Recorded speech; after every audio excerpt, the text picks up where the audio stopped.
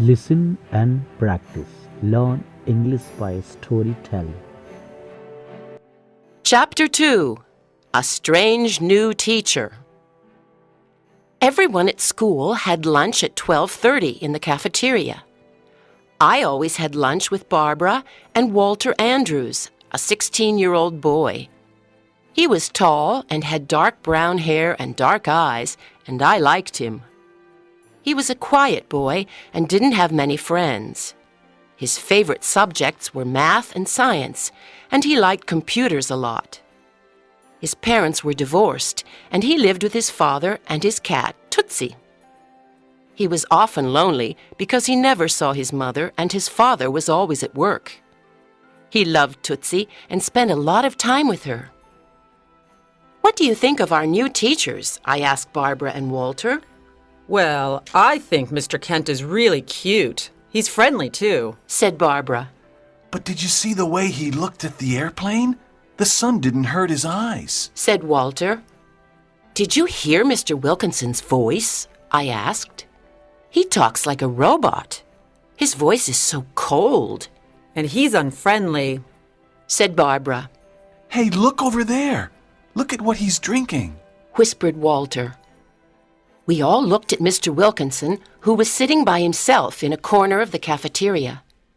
He had a strange lunch. There was a glass of green juice in front of him, and on the table there were some black pills. He put 2 of them into the glass, and the green juice started to make bubbles. Then suddenly it changed color and became red. Mr. Wilkinson took the glass and slowly drank the mysterious red juice. We looked at each other nervously, but then started laughing. "How can he drink that?" I said.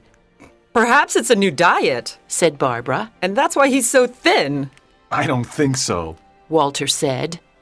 "There's something strange about our English teacher," I said. The next morning, during the English lesson, Mr. Wilkins started asking us some personal questions. Andrews, Walter Andrews, said Mr. Wilkinson. Tell me something about yourself. Walter was surprised because teachers didn't usually ask personal questions. Well, I like computers, and my hobby is astronomy, he said. I have a small telescope, and I like looking at the stars. I have a pet called Tootsie. She's a black and white cat. Good. You have an interesting hobby. Thank you, Walter, said Mr. Wilkinson. He then asked other students about their life and hobbies. I thought, perhaps he wants to know more about us. How strange. Then I looked at him carefully and I noticed something. His eyes were not green anymore. They were a different color today. I suddenly had an idea. I put up my hand and asked, "May I go to the bathroom, please?" Yes, of course, Mr. Wilkinson answered. As I walked towards the door, I looked at his eyes again. I was right. They were blue. They looked like the sea. I was surprised and a little scared. That afternoon, I decided to go to Walter's house. He was sitting in front of his computer. He was very interested in aliens and life on other planets. There were posters of the solar system and the constellations on the wall of his room. "Did you hear about the alien alert last month?" I asked. Yeah, in the Cascade Mountains, right near Seattle, said Walter. The news was exciting, but the police and the newspapers never tell us the truth. I'm sure there are UFOs and aliens in the universe. "What are you looking at now?" I asked. I'm on the internet, on the International Space Club site, he said excitedly. Listen to this, Karen. Something very important is happening. A comet is passing through the Virgo constellation. When a comet and a constellation meet, aliens can travel to our planet. Everything is right for intergalactic voyages. "What are intergalactic voyages?" I asked. They're when you can travel from one galaxy to another, Walter said. They can take place only at special times. For example, when a constellation and a comet meet. Some people say aliens come to Earth to attack us, but I think they want to study us. Wow, you know everything about space, I said. I love space, Said Walter, smiling. I want to become an astronaut. I want to go to another galaxy and perhaps meet aliens. Wow, that's interesting and dangerous, I said, and started thinking. Suddenly, I had an idea.